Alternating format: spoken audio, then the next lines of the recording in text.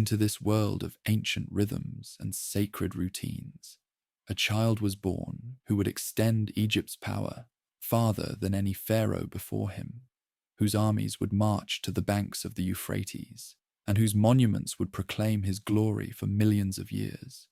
Yet his arrival occasioned no special celebration, no prophecies of greatness from temple oracles, no signs in the heavens that tradition might later have supplied to mark the birth of so consequential a ruler.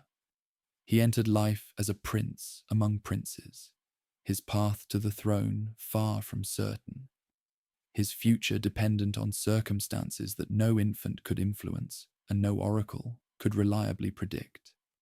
The child who would become Thutmose III was born around 1481 BSC to a father whose own reign would prove brief and whose health had never been robust.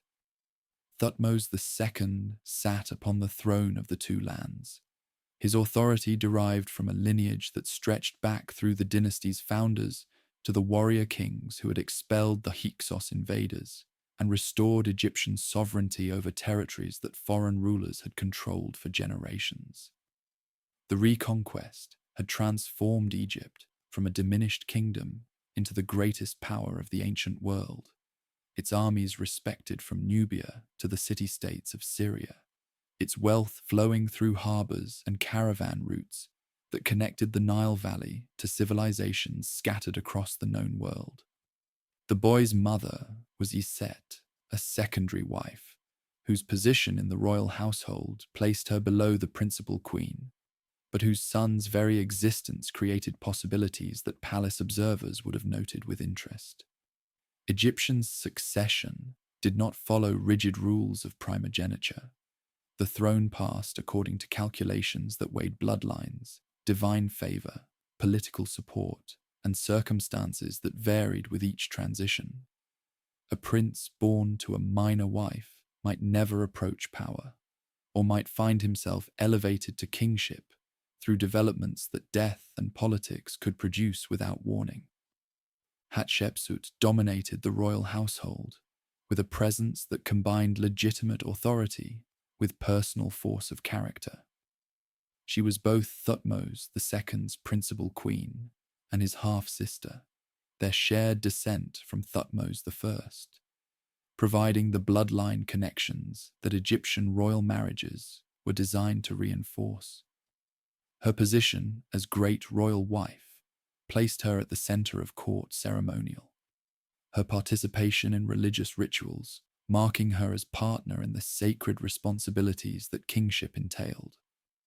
The young prince would have known her as the most powerful woman in the palace, perhaps in the entire kingdom, a figure whose influence shaped everything around her without yet having achieved the formal authority that coming years would bring. The palace at Thebes provided the setting for a childhood whose routines combined privilege with demanding preparation for responsibilities that royal birth imposed. The boy lived among servants whose attendance ensured that no physical need went unmet, in chambers decorated with paintings whose colors retained the brilliance that skilled artisans had applied to plastered walls. Gardens offered shade from the sun that blazed across Upper Egypt during the long summers, their pools reflecting palm fronds that stirred in breezes carrying the fertile scent of the Nile's black soil. Education began early for princes whose futures might include governance of an empire. Scribes introduced the young Thutmose to hieroglyphs whose mastery required years of patient practice. The sacred writing that recorded everything from temple rituals to administrative accounts, from royal proclamations to the wisdom literature that transmitted values across generations. He learned to form the signs that represented sounds and concepts, his hand guided by teachers whose own training had prepared them to shape minds that might one day direct the affairs of the two lands. The curriculum extended beyond literacy to encompass knowledge that rulers required, regardless of whether their authority derived from conquest or inheritance. Mathematics enabled the calculations that administration demanded. the assessment of harvests that determined taxation, the measurement of land that resolved disputes, the accounting that tracked resources flowing through royal storehouses. Geography introduced territories beyond Egypt's borders, the kingdoms and city-states whose relationships with the pharaoh ranged from tributary submission to uneasy alliance to potential threat. Military training complemented scholarly instruction with physical disciplines that Egyptian kingship had always required. The pharaoh was expected to lead armies personally, his chariot at the head of forces whose courage drew inspiration from divine kingship's presence among them. Young Thutmose learned to handle the composite bow, whose power had helped establish Egyptian military superiority, its laminated construction combining wood, horn, and sinew into weapons whose range and penetrating force exceeded anything simpler designs could achieve. He practiced with horses whose training for chariot warfare required handlers to develop relationships of trust and command that battle conditions would test severely. The chariot itself received attention that reflected its centrality to Egyptian military doctrine. These light, fast vehicles had revolutionized warfare across the ancient Near East, their mobility enabling tactics that infantry formations could not counter effectively. Learning to maintain balance while the platform jolted across uneven ground, to control horses while simultaneously wielding weapons, to coordinate with a driver whose skill determined whether the chariot became an instrument of victory or a trap from which escape proved impossible. These skills required years of practice that began in childhood and continued through adolescence into the early years of adult service. Religious instruction wove through all other learning, its importance reflecting the theological foundations on which pharaonic authority rested. The king was not merely a political ruler, but a divine intermediary whose rituals maintained the cosmic order that kept chaos at bay. Young Thutmose learned the ceremonies that pharaohs performed in temples throughout the two lands, the offerings that sustained the gods whose favor protected Egypt, the festivals that marked the calendar's turning and renewed the bonds between heaven and earth. Amun-Ra, the great god of Thebes, whose temple at Karnak proclaimed his supremacy, received particular attention.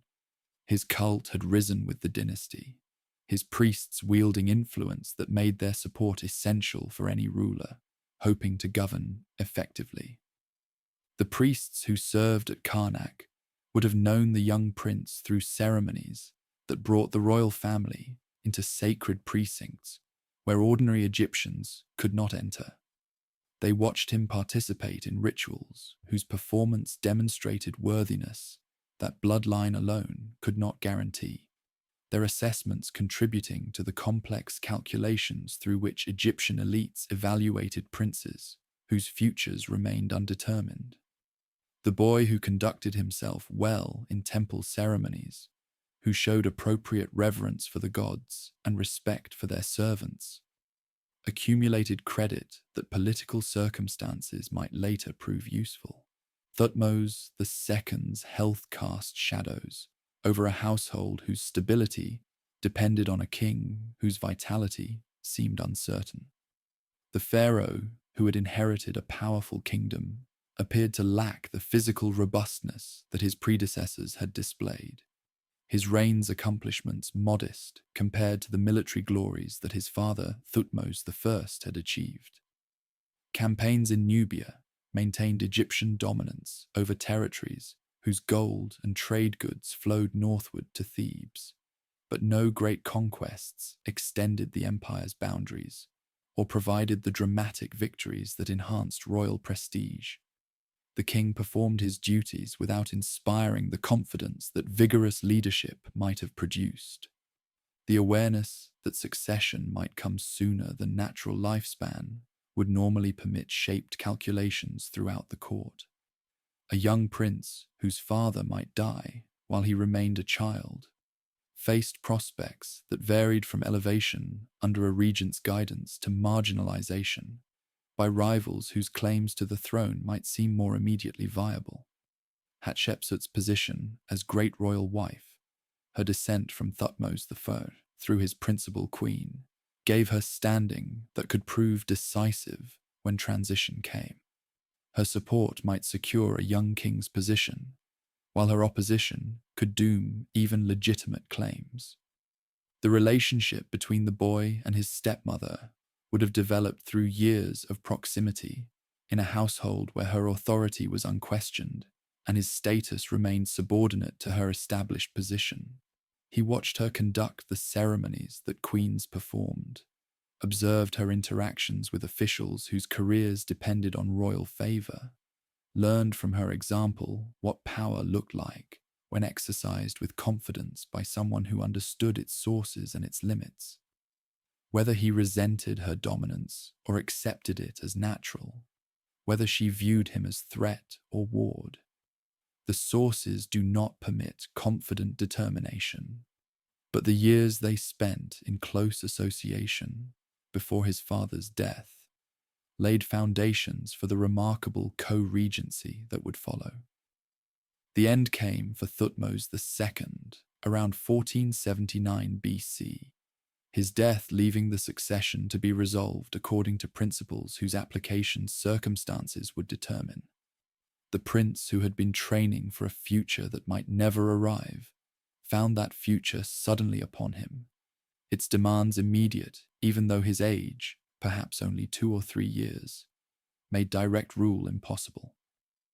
A child could sit upon the throne of the two lands, could bear the titles and receive the rituals that kingship required, but could not actually govern an empire whose administration demanded mature judgment and established authority. Someone would need to exercise power in his name until he reached an age where personal rule became possible. Hatshepsut assumed the regency that the young king's minority required. Her position as stepmother and as the previous king's principal queen, providing legitimacy for an arrangement that served everyone's immediate interests.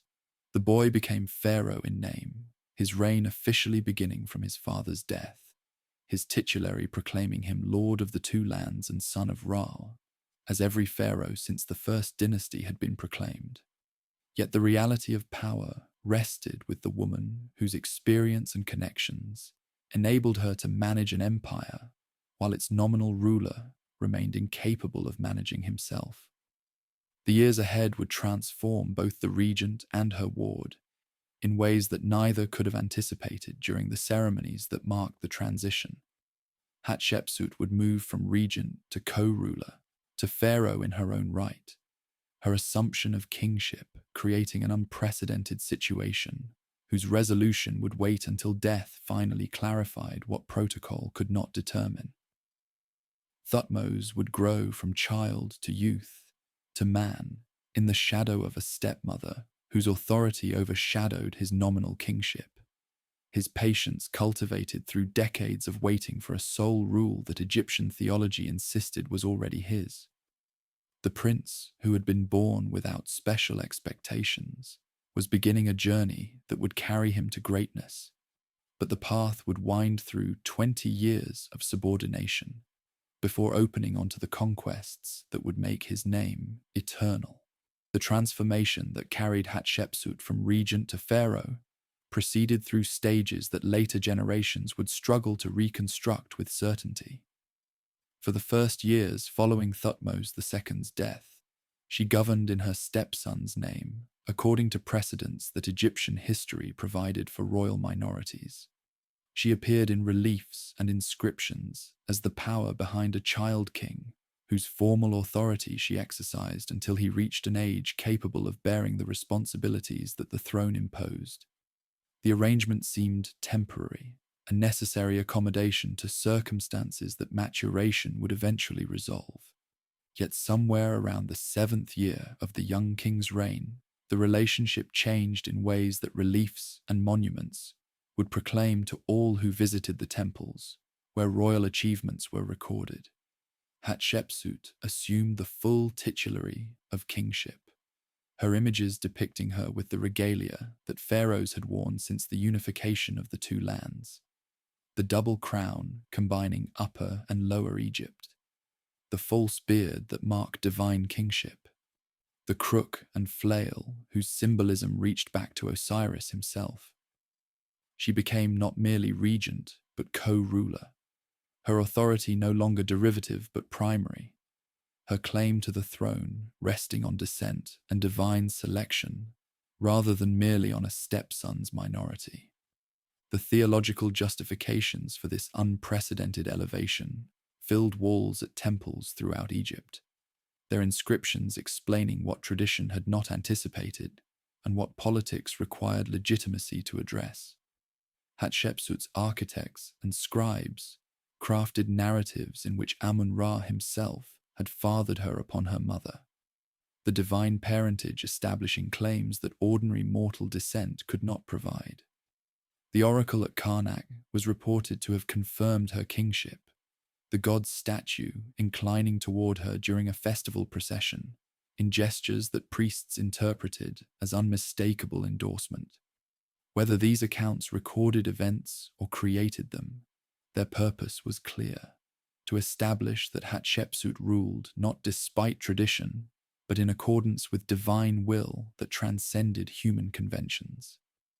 Young Thutmose remained nominally co-ruler throughout these developments, his titles preserved even as his stepmother's assumption of pharaonic authority reduced his practical significance to near invisibility. He continued to appear in some inscriptions and reliefs, his existence acknowledged even when his importance was overshadowed. The fiction of joint rule provided cover for an arrangement whose reality concentrated power in Hatshepsut's hands while maintaining the forms that legitimacy required. He was king, and she was king, and somehow the two lands accommodated a situation that their history had never previously known. The years of his youth passed in rhythms shaped by temple calendars and palace routines, their passage marked by festivals whose celebrations brought the gods into communion with the people they protected. The Opet festival carried Amun's sacred image from Karnak to Luxor temple, along processional routes that the entire city gathered to witness. The pharaoh, Hatshepsut now, in full regalia, performing the rituals that renewed divine favor for the coming year. The beautiful festival of the valley brought offerings to ancestors buried on the western bank, the living crossing the Nile to commune with the dead in ceremonies that affirmed continuity between generations. Young Thutmose participated in these observances according to his station, his presence required even when his role remained subordinate to the woman who had claimed kingship that should have been his alone. Thebes flourished under Hatshepsut's rule, her building programs transforming the sacred landscape with monuments whose ambition exceeded anything her immediate predecessors had attempted.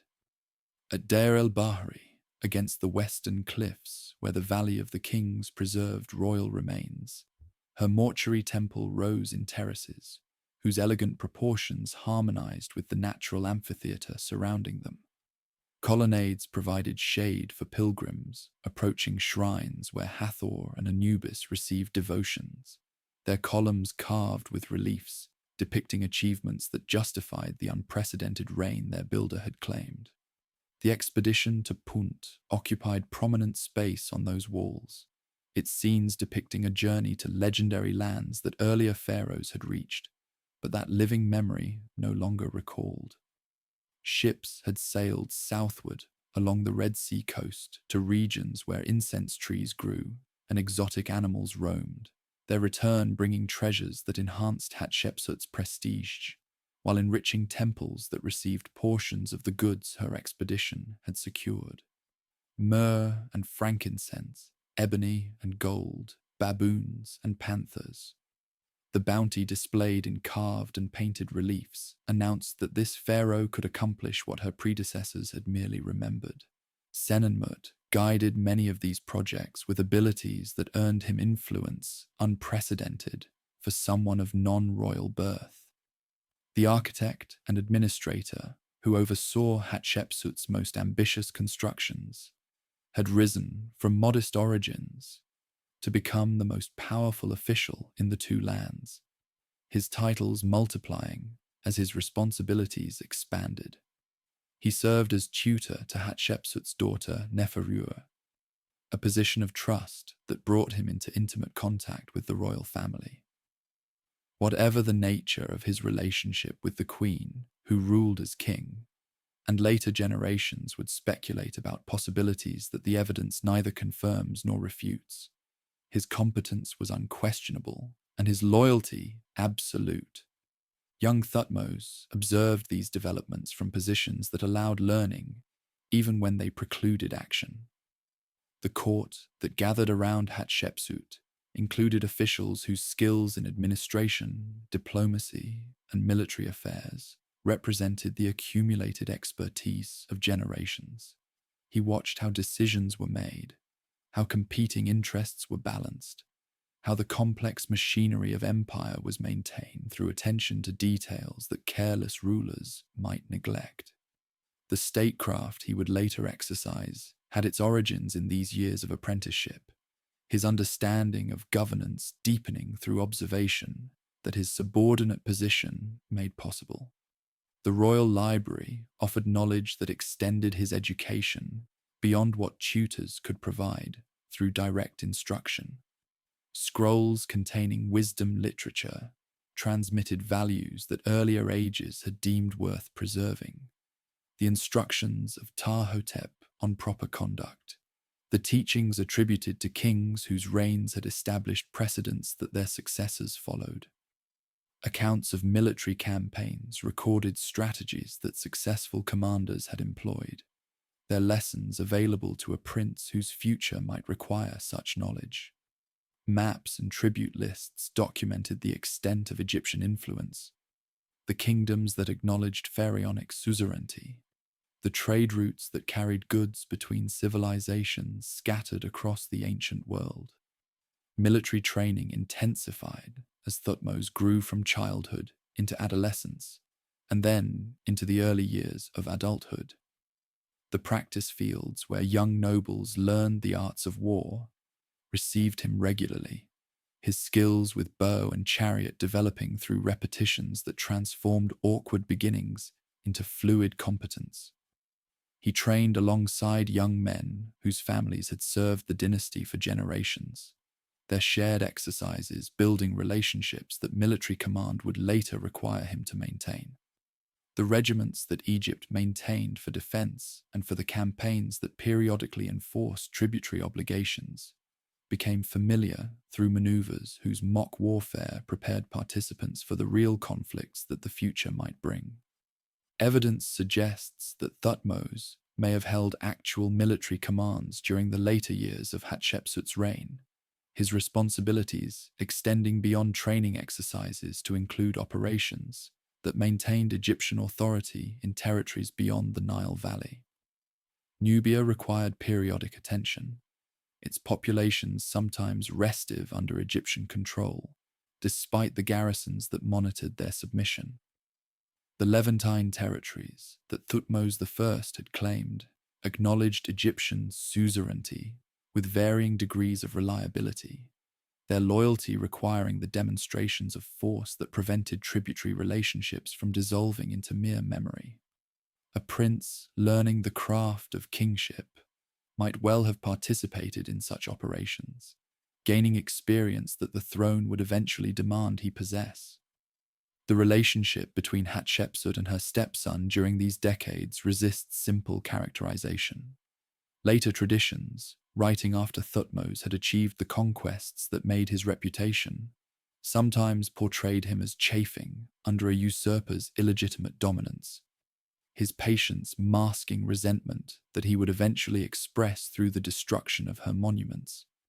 Yet the evidence from her reign suggests cooperation rather than conflict, a division of responsibilities that allowed both rulers to exercise authority in their respective spheres. She built temples and conducted ceremonies. He trained with armies and perhaps led expeditions. The arrangement may have suited both their temperaments, the queen's interests inclining toward religion and construction, while the prince's developed toward military affairs. Her building projects, whatever else they accomplished, provided employment and purpose for craftsmen whose skills might otherwise have lacked adequate outlet. The artisans who carved reliefs at Deir el-Bahri, who erected obelisks at Karnak, who decorated tombs for officials whose service earned them elaborate burials.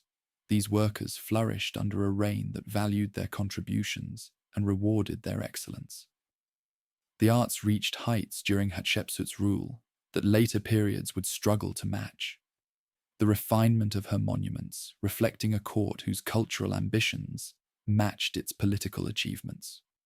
Thutmose's throne name, Menkapere, eternal, are the manifestations of Ra, proclaimed connections to the sun god, whose journey across the sky symbolized the cosmic order that pharaohs maintained. He bore this name throughout the co-regency, its use in inscriptions confirming his royal status, even when Hatshepsut's monuments overshadowed his presence. The identity that the name expressed would eventually find fulfillment in achievements that justified its ambitious claims. But during the years of waiting, the name was promise rather than proof, potential rather than accomplishment. Time passed in the manner that time passed in ancient Egypt, measured by Nile floods that renewed the soil's fertility, by festivals that marked the calendar's stations, by the slow growth of monuments whose construction spanned years and sometimes generations. Thutmose aged from child to youth to man, while Hatshepsut aged from vigorous middle years toward the decline that mortality imposed on even the most powerful rulers. The arrangement that had seemed permanent gradually revealed its temporary character, the co-regency approaching a conclusion that death would determine when politics could not. Hatshepsut's final years saw her stepson increasingly prepared for the sole rule that her passing would make possible.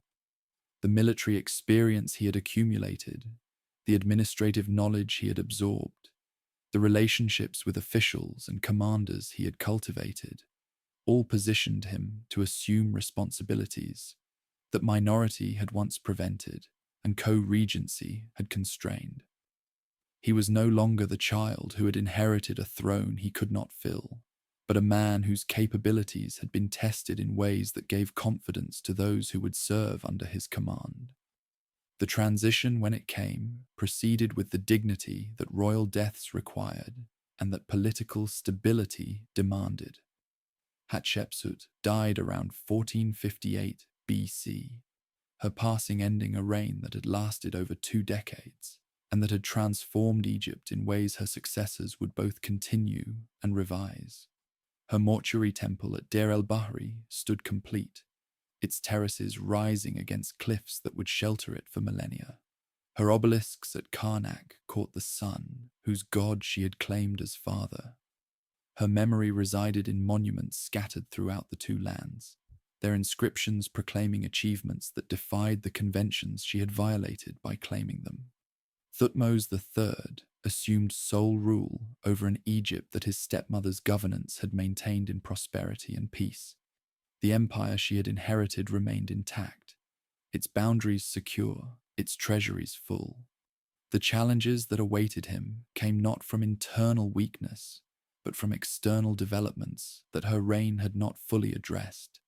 The stirrings among tributary states that saw in the transition an opportunity to test whether the new ruler possessed the will and ability to enforce the obligations his predecessors had imposed. The warrior Pharaoh was about to emerge from the prince who had waited so long in the shadows, his patience about to find reward in campaigns that would carry Egyptian power farther than it had ever reached before. The rituals that accompanied Hatshepsut's passage into the afterlife proceeded with the solemnity that royal deaths required, her body prepared by embalmers whose skills would preserve it for the eternal journey that Egyptian theology promised to those who died in proper relation to the gods. 70 days of mummification transformed flesh that had housed a remarkable spirit into a vessel suitable for the tomb, where she would rest until the weighing of hearts determined her fitness for paradise. The mortuary temple she had built at Deir el-Bahri awaited the cult that would sustain her Ka through offerings maintained by priests whose endowments she had provided during her lifetime.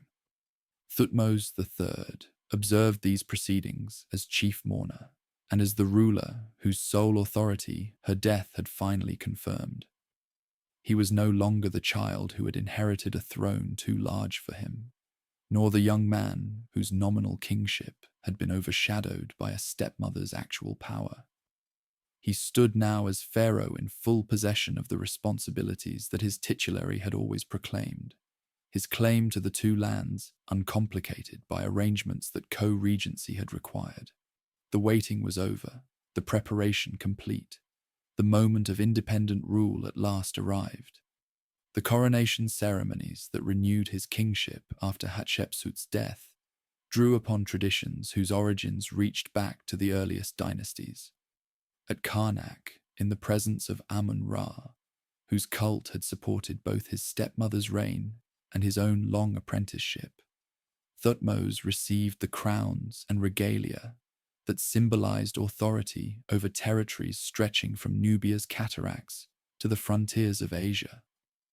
Priests performed rituals whose precise forms had been refined across millennia, their words and gestures invoking divine sanction for a rule that human politics had finally allowed to achieve its proper expression. The offerings he presented to Amun announced intentions that his subsequent reign would fulfill magnificently. Gold and silver, incense and fine linen, the products of estates whose revenues supported the gods' temples, all flowed toward altars where priests received them on behalf of a deity whose favor Thutmose would court with a devotion that exceeded anything his predecessors had displayed. The relationship between Pharaoh and God that Egyptian theology prescribed would find in Thutmose III one of its most dedicated practitioners, his military conquests explicitly undertaken in Amun's name, their proceeds directed toward temples whose expansion would proclaim divine glory throughout the two lands. The administration that Hatshepsut had maintained required adjustments that reflected the transition from her priorities to his. Officials whose positions had depended on the previous arrangement found their standing reassessed according to criteria that the new sole ruler would determine. Some continued in roles their competence had earned regardless of which pharaoh they served. Others discovered that their associations with the old regime created obstacles that ability alone could not overcome. The reshuffling proceeded without the dramatic purges that later ages might have expected. Thutmose, apparently preferring continuity that preserved institutional knowledge over revenge that would have satisfied grievances while weakening governance.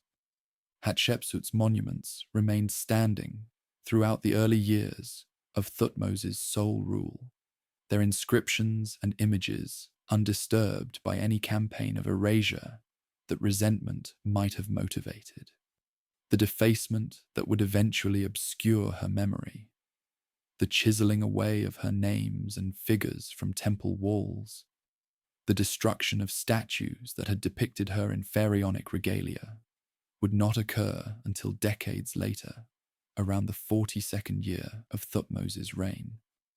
The delay suggests that whatever impulse eventually prompted the erasures, immediate anger at his stepmother's long dominance was not their cause. Later concerns about dynastic legitimacy, about ensuring that his own son's succession would be uncontested by claims deriving from Hatshepsut's precedent, more plausibly explain actions taken so long after the circumstances that might have provoked them had passed. The political landscape beyond Egypt's borders presented challenges that Hatshepsut's largely peaceful reign had allowed to accumulate without decisive response. The city-states of Syria-Palestine that had acknowledged Egyptian suzerainty since Thutmose I's campaigns maintained that acknowledgement with varying degrees of sincerity, their tribute payments and diplomatic courtesies continuing, while their actual loyalty remained untested by circumstances that might reveal its limits.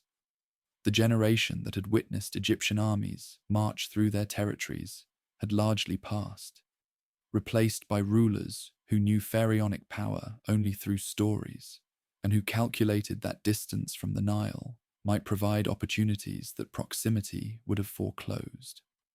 The kingdom of Mitanni had grown powerful during the decades of Egyptian quiescence, its influence extending across territories where Egypt had previously faced no comparable rival.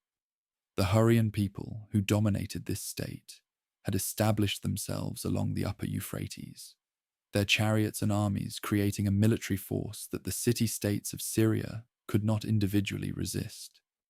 Those cities faced choices between acknowledging Mitanni's closer power or maintaining loyalty to an Egypt whose distance made its protection uncertain. Calculations that Mitanni's diplomats worked assiduously to influence in their favor.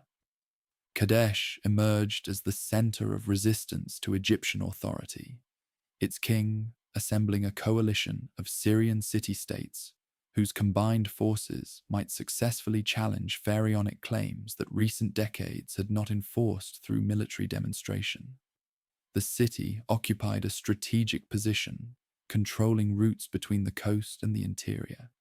Its prosperity derived from trade that Egyptian disruption might threaten, but that Mitanni's patronage might protect. The ruler who united disaffected tributaries under his leadership understood that the transition in Egypt presented opportunities that delay might squander. If the new pharaoh could be defeated before he established his reputation, Syrian independence from Egyptian control might be permanently secured. Reports of the gathering coalition reached Thebes through channels that Egyptian administration maintained for monitoring developments in territories whose stability affected imperial interests. Merchants whose trade carried them through Syrian markets observed military preparations, whose purposes they could reasonably infer. Loyal tributaries, whose positions depended on Egyptian support, transmitted warnings about neighbors whose conversations suggested imminent defection. The intelligence that accumulated on scribes' papyri painted a picture of coordinated rebellion, preparing to challenge authority that had not been effectively asserted since Thutmose's grandfather had marched his armies to the Euphrates decades before. The response that the situation demanded would test whether the years of training and observation had prepared Thutmose for the responsibilities that crisis imposed. A pharaoh who tolerated open rebellion by tributaries, whose obligations derived from conquests his predecessors had achieved, would invite further defiance by others, calculating that Egyptian power had declined beyond recovery. The prestige that maintained imperial relationships without constant military enforcement required periodic demonstrations that the force underlying diplomatic courtesies remained available and effective. The coalition gathering at Kadesh offered an opportunity to provide such demonstration, or, if mishandled, to confirm the decline that the rebels were betting had already occurred. Thutmose's decision to lead the campaign personally announced intentions that administrative responses could not have conveyed with equal force.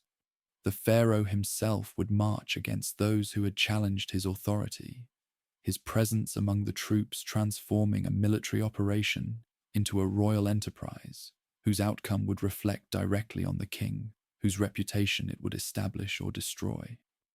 The risks were considerable. Defeat would devastate a reign barely begun, while even costly victory might encourage calculations that Egyptian power could be resisted successfully by those willing to pay the price. But the young king, who had waited so long for the opportunity to prove himself, was not inclined toward the caution that safer courses might have recommended. The army that assembled for the campaign represented Egyptian military organization at its most effective.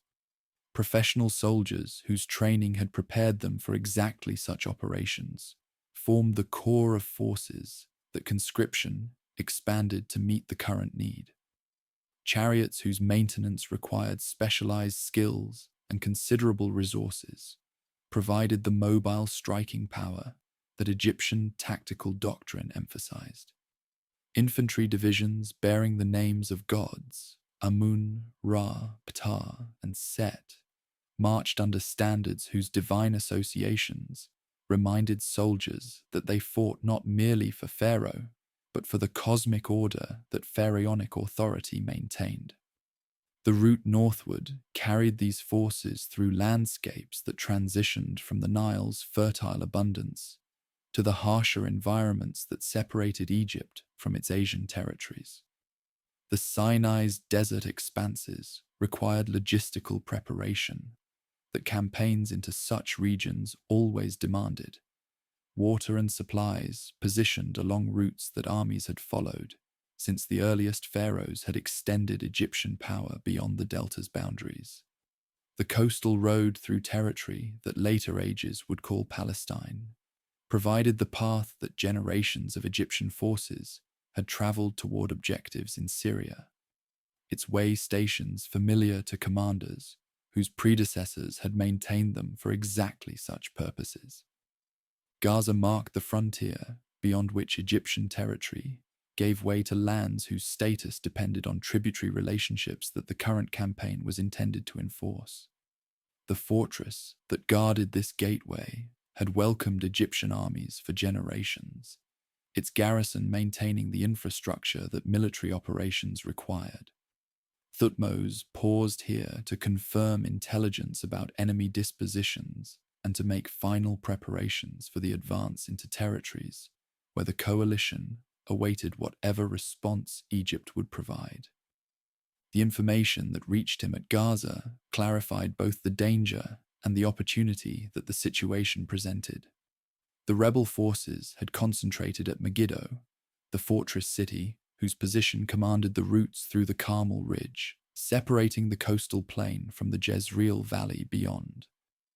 Whoever controlled Megiddo controlled movement between Egypt's coastal approaches and the interior regions where Syrian wealth and Syrian defiance were centered. The coalition's king understood that defending this position would force any Egyptian response to confront prepared defenses in terrain that favored those who held the high ground. The young pharaoh, who studied maps and consulted with officers whose experience exceeded his own, was about to make the first major decision of his independent reign. The choice he faced would determine whether his name would be remembered as a conqueror, whose audacity transformed the ancient world, or forgotten as another ruler whose ambitions exceeded his abilities. The road to Megiddo lay before him, its challenges visible to anyone who understood the terrain through which it passed.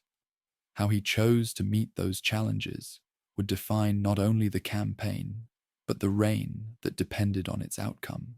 3 routes presented themselves to the Egyptian forces advancing toward Megiddo, each carrying different implications for the campaign's conduct and outcome. The northern and southern roads circled around the Carmel Ridge through passes that emerged at distances from the enemy's position, their approaches offering safety at the cost of time and the advantage of surprise. The central route, the Aruna Pass, cut directly through the mountains, along a path so narrow that the army would need to march in single file, its columns stretching for miles through terrain, where ambush could destroy forces unable to deploy for battle. The council of war that Thutmose convened revealed the caution that experience had taught his senior officers. The veterans who had served Egypt through decades of military operations understood the dangers that the narrow pass presented, their advice urging the pharaoh toward routes that professional judgment deemed safer regardless of the delays they would impose. An army caught in the Aruna defile by enemies holding the heights would face destruction that no valor could prevent. its units unable to support one another through terrain that channeled movement into corridors where numbers provided no advantage. Thutmose listened to counsel that wisdom seemed to support and then rejected it, with words that the inscriptions at Karnak would later preserve. He would take the direct road, regardless of the dangers it presented, his confidence resting on assessments that his advisors had not made. The enemy would expect the Egyptians to avoid the obvious trap, their forces positioned to intercept approaches along the safer routes, while the direct path remained inadequately guarded. Boldness would achieve what caution could not, surprise that justified the risks it required. The march through the Aruna Pass proceeded across a day whose tension the participants would remember for the remainder of their lives. Thutmose himself led the advance, his chariot at the head of a column, whose length meant that hours would pass before the rear guard entered terrain that the vanguard had already traversed. The mountains rose on either side in slopes that scouts watched for movement, suggesting the ambush that everyone feared. Their silence as the hours passed, gradually transforming anxiety into hope that the Pharaoh's gamble might succeed. The army emerged from the pass to find the plain before Megiddo undefended, the enemy's dispositions confirming Thutmose's calculation that they had expected approaches from other directions.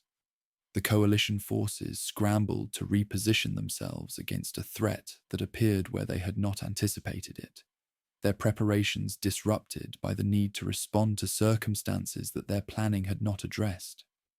The advantage that surprise provided would prove decisive in the engagement that followed, the Egyptian forces deploying into formations that the terrain now permitted, while their opponents struggled to organize resistance.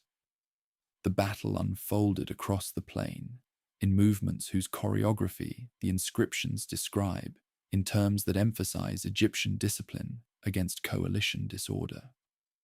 Thutmose commanded from his chariot at positions that allowed him to observe developments and direct responses, his presence visible to troops whose courage drew strength from their pharaoh's proximity. The charges that Egyptian chariots executed disrupted enemy formations, whose coherence had already been compromised by the surprise that the Aruna approach had achieved. Infantry followed to exploit the chaos that mobile forces had created, their advance pressing opponents toward the walls of Megiddo, whose gates offered the only refuge from a field that was rapidly becoming a trap. The city's gates closed before many of the fleeing soldiers could reach safety, the defenders' fear of Egyptian pursuit overriding solidarity with allies whose delay had left them exposed. Those caught outside the walls faced choices between surrender and destruction, their resistance collapsing as the hopelessness of their situation became apparent. The coalition that had gathered to challenge Egyptian authority had been broken in a single afternoon, its pretensions shattered against the reality of pharaonic military power that the long years of Hatshepsut's peaceful reign had apparently not diminished. Yet the city itself remained unsubdued, its walls sheltering the leaders whose capture would have concluded the campaign definitively. The king of Kadesh and the other rulers who had organized the rebellion had reached safety before the gates closed, their survival ensuring that the victory won on the battlefield would need to be completed through the patient reduction of fortifications that assault could not quickly overcome. Thutmose settled into the siege that circumstances required, his forces encircling Megiddo with earthworks that prevented resupply, while time accomplished what immediate storm could not achieve. 7 months passed before the city's surrender finally delivered the outcome that the campaign had sought. The inhabitants who had watched Egyptian forces construct siege lines with methodical efficiency eventually concluded that continued resistance merely prolonged suffering without affecting results that had become inevitable. The gates opened to admit a conqueror whose patience had proven as formidable as his boldness. his entry marking the completion of a campaign that had begun with a decision his advisors had unanimously opposed. The tribute that flowed from the conquered coalition filled inventories, whose scale the inscriptions at Karnak would later proclaim. Chariots and horses, armor and weapons, gold and silver, cattle and grain. The wealth that subject rulers surrendered, measured in quantities that demonstrated both the resources they had assembled against Egypt and the completeness of their defeat. The annals that Thutmose ordered, inscribed on temple walls, recorded these details with the precision that Egyptian administration brought to all matters of account, their tallies providing evidence of achievement that no subsequent challenge could erase. The first campaign had established patterns that subsequent expeditions would follow, across nearly 2 decades of sustained military activity. Thutmose returned to Syria almost annually, each campaign addressing developments that the previous year's operations had not fully resolved, or responding to stirrings of renewed resistance among populations whose submission required periodic reinforcement. The rhythm of these expeditions became part of Egyptian imperial routine, their regularity demonstrating commitment to maintaining the dominion that the Megiddo campaign had proclaimed. The landscapes through which these armies passed varied with the objectives that each campaign pursued. Coastal plains, where Mediterranean breezes moderated summer heat, gave way to hill country, whose forests provided timber that Egypt's treeless environment could not supply. River valleys carried forces toward objectives in the interior, their waters offering refreshment to soldiers whose marches consumed reserves that needed constant replenishment. The Lebanon's mountains rose in ranges whose cedar forests had drawn Egyptian expeditions since the earliest dynasties, their timber essential for the construction projects that pharaonic ambition required. Thutmose's approach to these campaigns emphasized methodical consolidation over dramatic conquest. Cities that submitted received treatment that made continued loyalty preferable to renewed resistance. Their rulers confirmed in positions that Egyptian suzerainty constrained but did not eliminate. Those that resisted faced consequences proportionate to the trouble their defiance had caused, their reductions serving as warnings to neighbors, calculating whether similar resistance might succeed. The balance between mercy and severity reflected understanding that empire required subjects whose cooperation made governance possible, not merely victims whose destruction demonstrated power without providing benefit. The tribute lists that accumulated through these years documented relationships whose maintenance became the campaign's ultimate purpose. Each expedition returned with goods that the subject territories had provided, precious metals worked by Syrian craftsmen, horses bred on plains whose pastures exceeded anything Egypt possessed, timber and resins and oils whose uses ranged from temple construction to mummification. The exchanges were not merely extraction, but elements of relationships that provided benefits to both parties. Egyptian protection, enabling prosperity that tribute partially shared with the power that guaranteed it. Diplomatic dimensions accompanied military operations as Thutmose learned that empires rested on more than force alone. The rulers who acknowledged Egyptians' suzerainty received communications that maintained connections between campaigns, their loyalty cultivated through attention that made them partners in arrangements whose benefits they shared. Marriages linked Egyptian interests with local dynasties whose positions depended on pharaonic support. The women who traveled between courts serving as living bonds between powers, whose cooperation served mutual interests. The botanical garden that Thutmose ordered, created at Karnak, testified to curiosity that extended beyond military and political concerns. The reliefs that decorated its walls depicted plants and animals that his campaigns had encountered in Syrian territories. their images preserving knowledge that aesthetic and scientific interests had motivated him to record.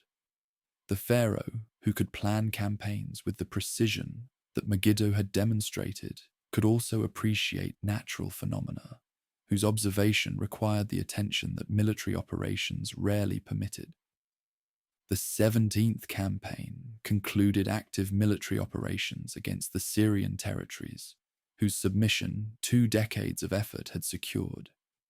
The empire that Thutmose had built through patient accumulation of victories and diplomatic arrangements extended Egyptian influence farther than any predecessor had achieved, its boundaries reaching toward horizons that earlier pharaohs had known only through trade and rumor.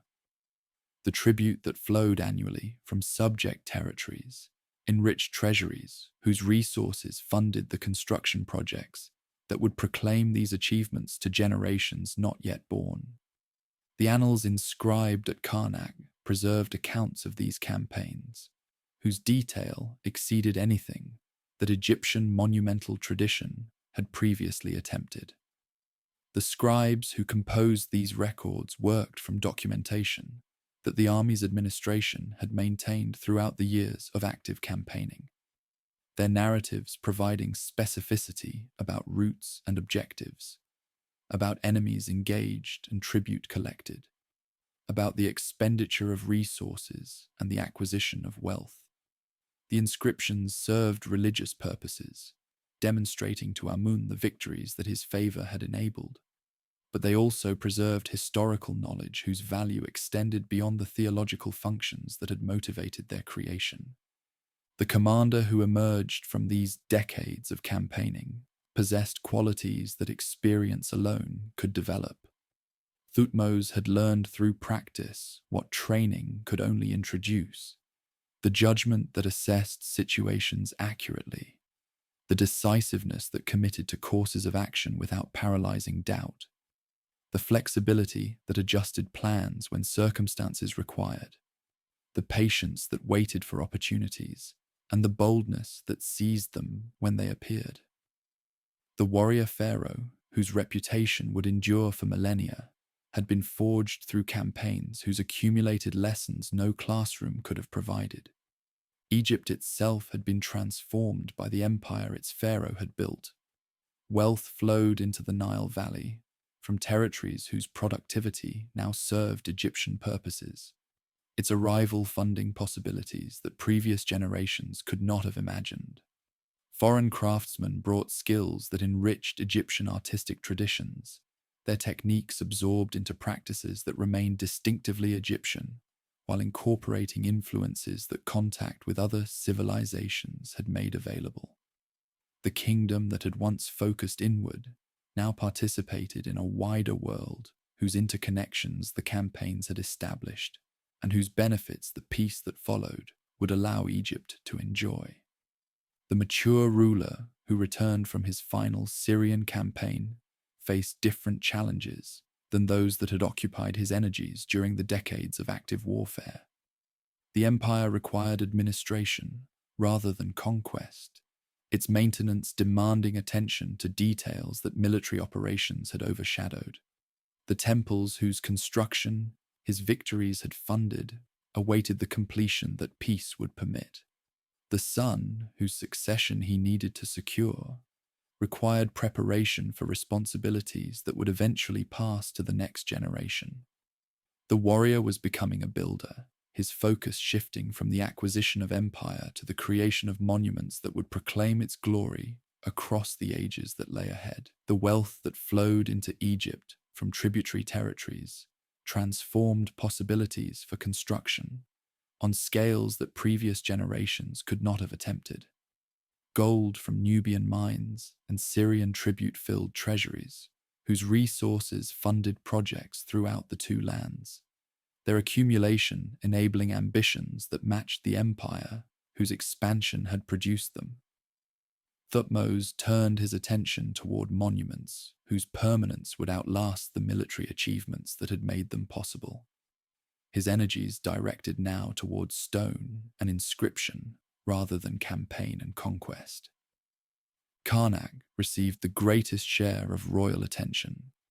its sacred precincts expanding through additions that proclaimed both pharaonic devotion and imperial success. The temple complex that had grown through centuries of royal patronage would grow further still under a king whose resources exceeded anything his predecessors had commanded. Thutmose approached this construction with the same methodical intensity that had characterized his military campaigns, his plans unfolding across years of sustained effort that transformed the landscape of Egypt's most sacred site. New pylons rose at Karnak's entrance, their massive towers framing gates through which processions passed during festivals that brought gods and people into communion. The walls that composed these structures provided surfaces for reliefs depicting victories that Amun's favor had enabled, their images preserving in stone the triumphs that the annals recorded in text. Foreign rulers prostrate before Pharaoh, tribute bearers carrying wealth from distant lands, the king himself smiting enemies whose submission these very monuments proclaimed. The iconography that Egyptian tradition prescribed found expression in carvings whose scale matched the achievements they commemorated. The festival hall that Thutmose constructed within Karnak's precincts departed from conventions that earlier builders had established. The structure known as the Ak menu, effective of monuments, employed columns whose forms derived from tent poles, rather than the papyrus and lotus designs that temple architecture typically favored. The innovation may have recalled the military encampments where Thutmose had spent so much of his reign, their temporary structures translated into permanent stone that preserved their memory within sacred space. The hall provided setting for rituals connected to royal jubilees, whose celebration renewed pharaonic power through ceremonies that linked living kings to divine and ancestral sources of authority. Obelisks rose toward the Egyptian sky, in pairs whose placement marked entrances and emphasized axes, along which sacred architecture directed movement and attention. Thutmose erected more of these monuments than any pharaoh before or after, their granite shafts quarried at Aswan and transported northward through efforts whose logistics rivaled military campaigns in complexity. The inscriptions that covered their surfaces proclaimed titles and achievements in hieroglyphs whose gilded surfaces caught sunlight that transformed them into beacons visible across distances that emphasized the structure's impressive height. The obelisks that Thutmose raised would travel farther than even he could have imagined, later empires recognizing their magnificence and claiming them as trophies whose possession enhanced the glory of capitals far from the Nile. Rome would eventually receive several, their transport across the Mediterranean representing engineering achievements that matched their original creation. One would find its way to Constantinople, another to London, a third to New York. Their dispersal across continents testimony to the enduring fascination that Thutmose's monuments would exercise on civilizations whose existence he could not have anticipated. The artisans who executed these projects worked in conditions that royal patronage had made favorable for the exercise of their skills. Workshops attached to temples and palaces employed specialists whose training had prepared them for tasks that required both technical competence and artistic sensitivity. Stone carvers shaped granite and limestone into forms that designs had specified, their chisels removing material with precision that transformed rough blocks into finished surfaces suitable for the reliefs and inscriptions that others would add. Painters applied pigments whose colors would remain vivid across millennia, their palettes mixing minerals into hues that conventions prescribed for different subjects and contexts. The scenes that emerged from these workshops reflected the empire whose creation had funded their production. Syrian craftsmen whose skills had impressed Thutmose during his campaigns received employment that brought foreign techniques into dialogue with Egyptian traditions, their contributions enriching artistic practices without displacing the conventions that made Egyptian art distinctive. The products of these collaborations displayed sophistication that reflected the cosmopolitan character of an empire whose reach had brought diverse peoples into relationships, whose cultural dimensions extended beyond political and economic exchange. Religious devotion deepened through years, whose rhythms temple calendars increasingly dominated. The annual festivals that marked Egypt's sacred year received attention whose elaboration exceeded what earlier reigns had provided, their celebrations enhanced by resources that imperial wealth made available. The Opet festival's processions grew more magnificent, the beautiful festival of the valley's observances more elaborate, the daily rituals through which priests maintained cosmic order more richly supplied with the offerings that proper worship required. Thutmose's personal piety found expression in inscriptions that credited Amun with victories that the king himself had planned and led. The theological framework that made Pharaoh an intermediary between divine and human realms shaped understanding of achievements that might otherwise have been attributed to merely mortal capabilities. Thutmose had succeeded because Amun favored him, had conquered because the god had strengthened his arm, had ruled prosperously because divine will had so determined. The monuments that recorded these successes were offerings to the deity whose support had made them possible. Their construction acts of gratitude that fulfilled obligations incurred through victories that divine favor had enabled. The Jubilee festivals, known as Sed celebrations, marked renewals of royal power whose theological significance matched their political importance. Thutmose celebrated multiple jubilees during a reign whose length eventually exceeded 50 years, each observance involving rituals whose performance demonstrated that the king retained the vigor that effective rule required. The ceremonies included physical demonstrations, ritual races, and other activities whose completion showed that age had not diminished capabilities that kingship demanded. The celebrations provided occasions for distributions of favor that reinforced loyalties throughout the administration, their benefits flowing to officials whose support the regime required. Domestic policies complemented monumental construction in producing the prosperity that Thutmose's reign brought to Egypt's population. The farmers whose labor sustained the kingdom's fundamental productivity benefited from conditions that peace and effective administration created. Irrigation systems received maintenance that maximized the Nile's gifts, their channels directing water to fields whose yields supported populations growing through the security that stable governance provided. The granaries that stored surpluses against years when floods proved inadequate remained filled through harvests whose abundance reflected both natural favor and human attention to the requirements of successful agriculture. Craftsmen and merchants flourished through opportunities that imperial connections multiplied. The goods that flowed into Egypt from tributary territories required processing and distribution that employed specialists throughout the kingdom. Syrian bronze and Lebanese cedar, Nubian gold and incense from distant Punt. These materials passed through hands that transformed raw imports into finished products whose value exceeded what the original materials could have commanded.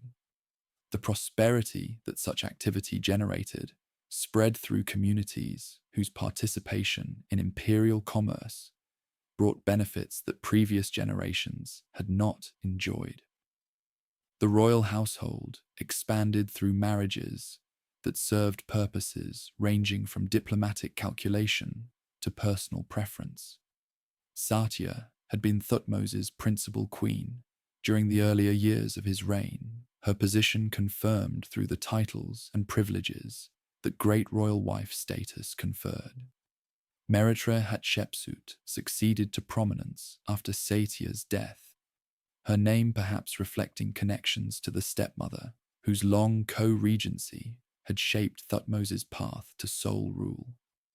Other wives whose names the records preserve, Nebtu among them, occupied positions whose significance varied with circumstances that determined influence in a household whose complexity reflected the empire over which its master presided.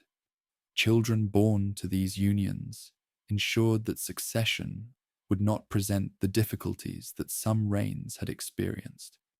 Amenhotep, the son who would eventually succeed as Amenhotep II, received preparation for responsibilities that his father's longevity might have seemed to defer indefinitely. The training that shaped the heir apparent followed patterns that Thutmose's own youth had established, military skills and administrative knowledge accumulating through years of guided development. The athletic prowess that Amenhotep would later celebrate in his own inscriptions may have reflected genuine abilities cultivated under a father whose own physical capabilities had been tested through decades of personal military leadership. The palace complexes where these domestic arrangements unfolded combined residential functions with administrative facilities whose operations required proximity to royal authority. Thebes remained the religious capital whose temples received the greatest share of construction attention, but Memphis, in the north, retained importance as the administrative center from which much imperial business was conducted. The pharaoh moved between residences according to requirements that ceremony and governance imposed, his household accompanying him through journeys that connected the two lands' northern and southern centers. Gardens provided settings for leisure, whose enjoyment even the most dedicated ruler required.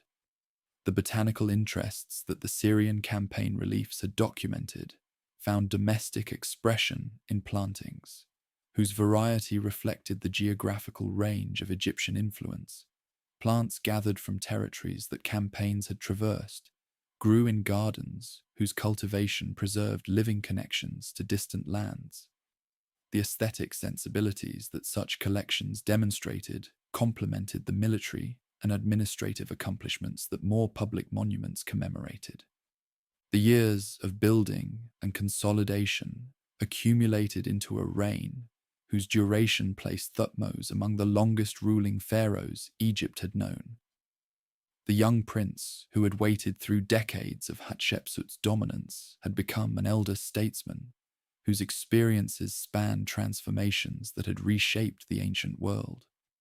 The empire he had built remained intact, its tributaries maintaining relationships whose benefits continued flowing toward a center whose power showed no signs of the decline that time often imposed on human achievements.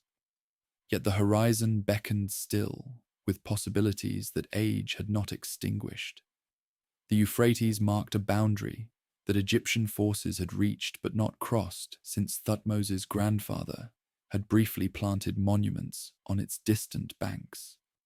The kingdom of Mitanni remained a power whose rivalry with Egypt had been managed rather than resolved, its influence extending across territories that acknowledged Egyptian suzerainty without entirely escaping Mitanni's competing claims.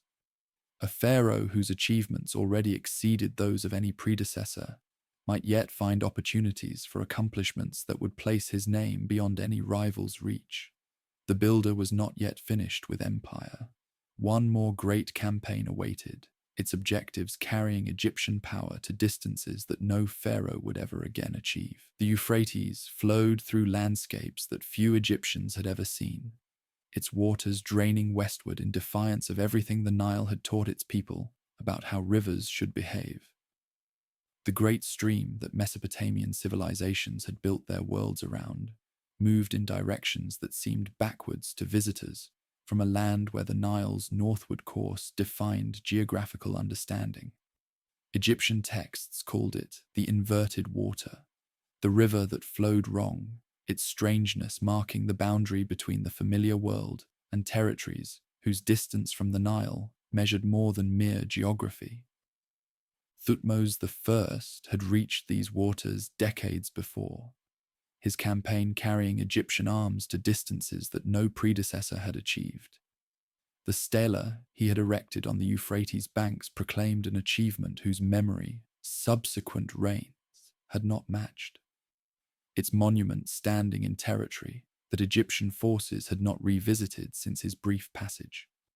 The grandson, who now prepared to march toward the same objective, intended not merely to equal what his predecessor had accomplished, but to surpass it through a campaign whose permanence would exceed the transient raid that Thutmose I's expedition had represented. The 8th campaign of Thutmose III's reign, launched in the 33rd year of his rule, aimed at objectives that combined military demonstration with symbolic achievement. Mitanni remained the power whose rivalry with Egypt had shaped diplomatic calculations throughout the Syrian territories, its influence challenging Egyptian claims in regions where both great kingdoms sought predominance. A campaign that reached the Euphrates would announce that Egyptian power extended to limits that Mitanni could not prevent, its demonstration weakening the prestige on which Mitanni's position partly rested. The march northward carried the army through territories whose familiarity reflected decades of Egyptian campaigning. The coastal routes that connected Egypt to its Syrian holdings had been traveled so often that their way stations had become established features of imperial infrastructure. The cities that lined this path had long since learned the costs and benefits of Egyptian suzerainty, their submissions maintained through tribute payments that purchased the protection Egyptian power provided. The forces that passed through their gates represented a system whose operations had become routine, their passage occasioning no surprise among populations accustomed to pharaonic armies moving toward objectives in the north. The turn toward the interior carried Thutmose beyond the regions that regular campaigning had made familiar. The mountains whose passes led toward the Euphrates rose in ranges whose character differed from anything Egypt's flat landscapes had prepared travelers to expect. Forests covered slopes that climbed toward peaks, whose heights caught snow during seasons when Egypt knew only the variations between flood and drought. The air grew cooler as elevation increased, its crispness refreshing lungs accustomed to the warmth that the Nile Valley's climate perpetually provided. The Euphrates appeared before the advancing army as confirmation that the campaign had achieved its geographical objective. The river, whose waters flowed toward the rising sun, stretched across a landscape that marked the practical limits of Egyptian power projection. Beyond lay territories whose control would have required resources that even Egypt's empire could not indefinitely sustain, their distance from the Nile creating logistical challenges that no administrative arrangements could fully overcome. Thutmose had reached the boundary that nature and circumstance had established, his presence there announcing that Egyptian power extended to the horizons that geography permitted. The crossing of the Euphrates transformed symbolic achievement into physical demonstration of capabilities that rivals could not ignore. Boats that the army had transported overland, their construction anticipating exactly this requirement, carried Egyptian forces across waters that separated spheres of influence whose boundaries this campaign was redrawing. The western bank, where Mitanni's power had seemed secure, now hosted soldiers whose presence announced that Egyptian reach exceeded what comfortable assumptions had suggested. The stela that Thutmose erected beside his grandfather's monument proclaimed continuity across generations, while asserting that the grandson had exceeded the ancestor's achievement. Where Thutmose I had raided, Thutmose III had conquered. Where the earlier campaign had passed, the later one had established dominance whose permanence the inscribed stone was intended to proclaim. The monuments stood together as testimony to a dynasty whose power had grown across the reigns that separated the two campaigns, their proximity emphasizing the connection between pharaohs whose achievements had carried Egyptian arms to identical destinations. The return march provided opportunities for activities that the advance had not permitted. At Nai, in territory whose submission the campaign had confirmed, Thutmose participated in an elephant hunt whose fame would echo through subsequent accounts of his reign. The great beasts, whose presence in Syrian lands surprised visitors from an Egypt where no such creatures existed, offered sport that kings found irresistible. The hunt that ensued tested skills whose development military training had encouraged. The pharaoh's courage demonstrated through encounters with animals whose size and power created dangers that lesser men might have avoided. The story preserved in inscriptions told of a moment when one of the great elephants charged toward the pharaoh, its attack threatening consequences that would have transformed the campaign's triumph into catastrophe. A soldier named Amenemheb intervened, his actions severing the beast's trunk and diverting an assault that might otherwise have killed the king, whose safety he was sworn to protect. The account emphasized both the danger that Thutmose had faced and the loyalty of servants whose devotion extended to risking their lives for their sovereign. The hunt provided narrative material whose drama complemented the more systematic achievements that campaign records typically emphasized. The territories through which the return march passed had been transformed by the campaign's demonstration of Egyptian power.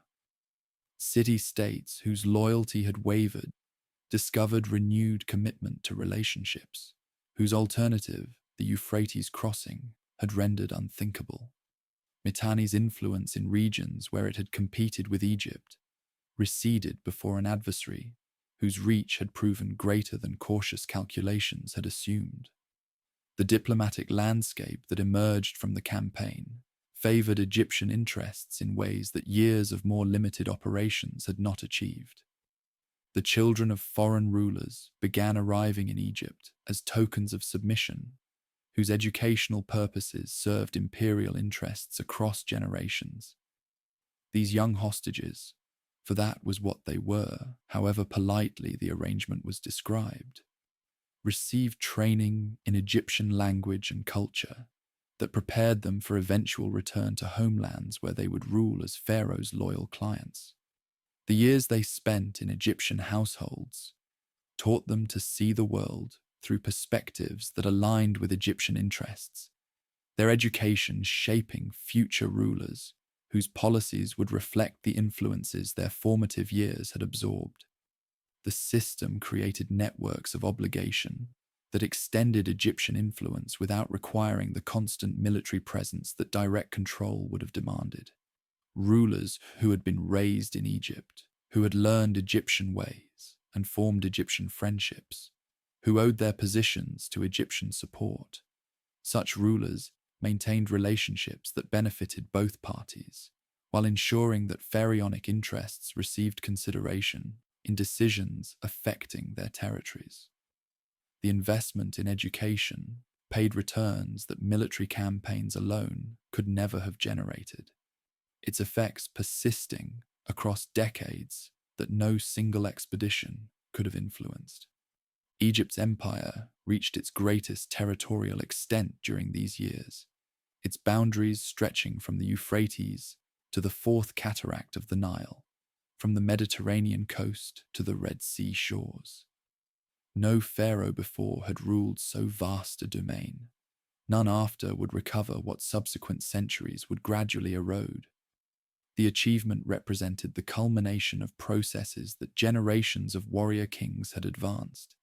Their accumulated conquests consolidated under a ruler whose abilities matched the opportunities his inheritance had provided. Thutmose himself had matured through the decades that separated the young king, who had gambled everything on the Aruna Pass, from the seasoned emperor who had crossed the Euphrates. The impetuosity that youth had excused gave way to judgment whose reliability reflected lessons that experience had taught. He had learned when boldness served and when patience accomplished more, when force was necessary and when diplomacy achieved objectives that warfare could not secure. The thoughtfulness that observers noted in his later years reflected not diminished energy, but wisdom about how energy was most effectively employed. The physical vigor that had carried him through decades of personal military leadership remained evident even as years accumulated toward totals that few pharaohs had achieved. He continued participating in ceremonies whose performance required the stamina that aging often diminished. His presence at festivals and rituals, demonstrating capabilities that reassured subjects about the stability his continued rule provided. The athlete, whose training had begun in childhood palaces, maintained conditioning that responsibilities had not permitted to decline.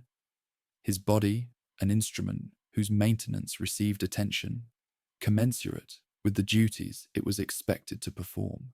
The return from the Euphrates campaign marked the effective conclusion of Thutmose's career as field commander.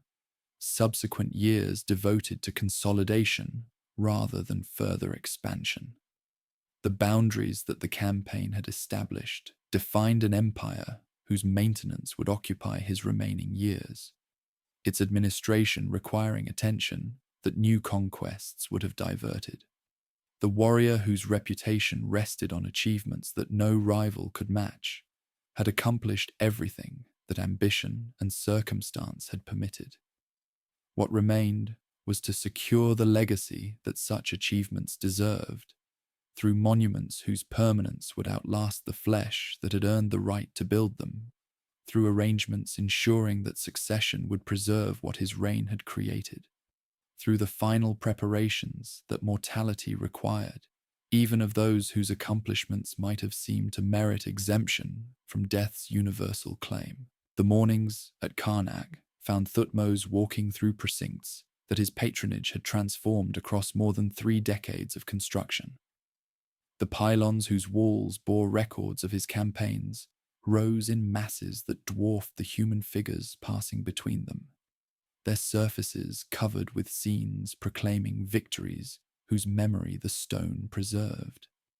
He could pause before reliefs depicting the advance through the Aruna Pass, the siege of Megiddo, the crossing of the Euphrates, each image recalling events whose details remained vivid despite the years that separated present contemplation from past action.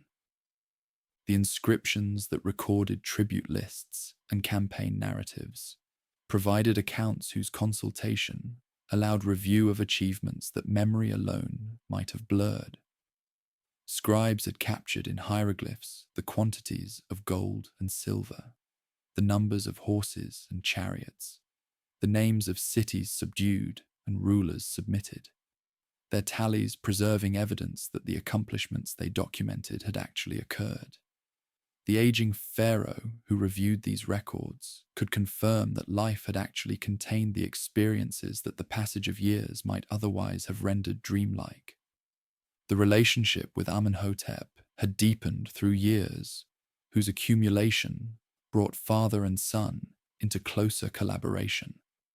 The heir whose training had prepared him for eventual succession now participated in governance whose operations his father's guidance had made comprehensible. Military exercises demonstrated abilities that would be tested when responsibility for defending the empire passed to the next generation. Administrative duties introduced complexities whose management required the skills that observation and instruction had developed. The prince was becoming ready for a throne whose assumption his father's continued vitality kept deferring. Amenhotep's own character had emerged through the years of preparation, its qualities distinct from those his father had displayed. Where Thutmose had combined military boldness with administrative patience, his son emphasized physical prowess with an intensity that his inscriptions would later celebrate extravagantly. The athletic achievements that Amenhotep commemorated, feats of archery and horsemanship whose descriptions strained credibility, reflected a personality that sought distinction through demonstrations of bodily capability. The empire he would inherit had been secured through his father's efforts, his own reign would maintain, rather than expand what he received. The tomb that would house Thutmose's mummified remains took shape in the Valley of the Kings, its chambers carved into cliffs that sheltered royal burials far from the mortuary temples where public rituals would maintain the cults of deceased pharaohs. The location offered security against the tomb robbers whose depredations had violated earlier royal burials. Its hidden entrance and winding passages designed to protect contents whose value would attract thieves regardless of the curses threatening violators with divine punishment. The workers who carved these chambers labored in shifts whose organization maintained the pace that royal deadlines required. The decoration that covered the tomb's walls depicted not the military achievements that temple reliefs proclaimed, but the theological journey that death would initiate.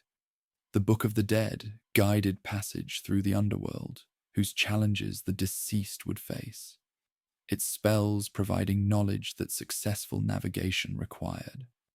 The Book of the Amduat, that which is in the underworld, charted the sun god's nightly voyage through realms of darkness, its hours marked by encounters with deities and demons whose nature the illustrations revealed. Thutmose would travel these paths when death freed his spirit from the body that had carried it through decades of earthly accomplishment. The walls of the burial chamber took the unusual form of a giant unrolled papyrus, their surfaces painted with figures whose stick-like simplicity departed from the sophistication that temple decoration displayed. The choice reflected understanding that the tomb served purposes different from the monuments where public achievement was commemorated. Here the concerns were cosmic rather than historical, the audience divine rather than human. The pharaoh who had conquered the known world would enter the afterlife through passages whose decoration prepared him for journeys more significant than any his armies had undertaken. The final years brought the reflections that approaching mortality encouraged in those whose lives had contained enough incident to warrant review. Thutmose had lived longer than most pharaohs, his reign extending across 54 years, that encompassed the co-regency with Hatshepsut and the decades of sole rule that followed. He had witnessed transformations that had carried Egypt from powerful kingdom to dominant empire, his own efforts contributing decisively to changes whose scope exceeded what any single lifetime could fully appreciate. The boy who had waited in his stepmother's shadow had become the greatest conqueror Egypt would ever know. The end came around 1425 BC, in the 54th year of a reign counted from his father's death, rather than from the assumption of sole rule that Hatshepsut's passing had permitted. The sources do not describe his final days with the detail that curiosity might wish, their silence leaving to imagination the circumstances that attended the passing of so consequential a ruler. He died as he had lived for most of his reign, as pharaoh, as living god, as the intermediary between divine and human realms whose person embodied connections that made cosmic order possible.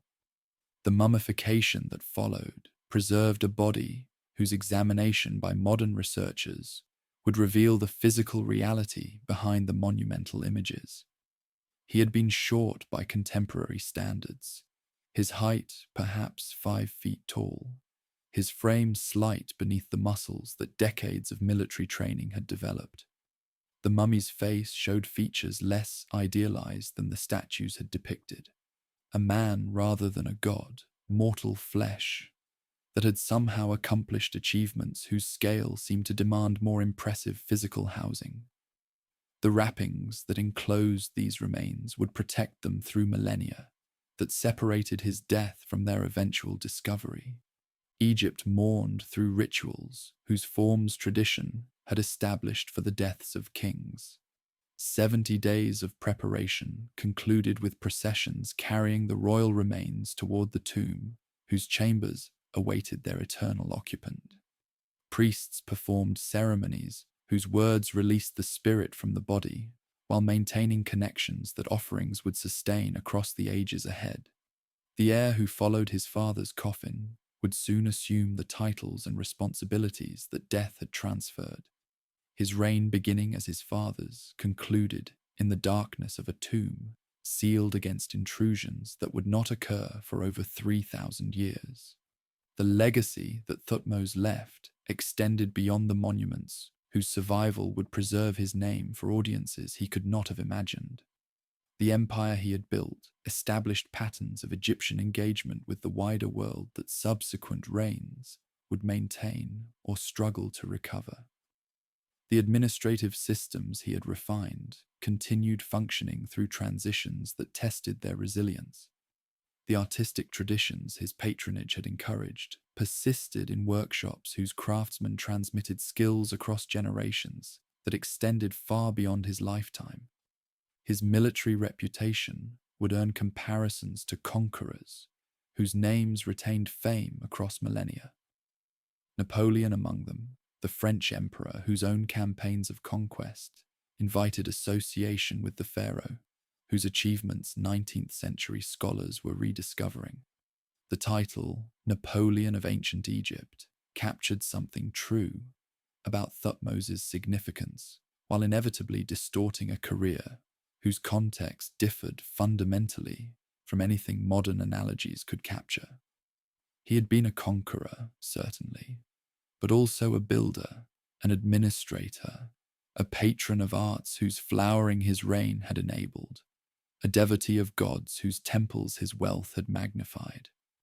The obelisks he had raised continued catching sunlight. Centuries after the hands that had ordered their erection had turned to dust within their wrappings.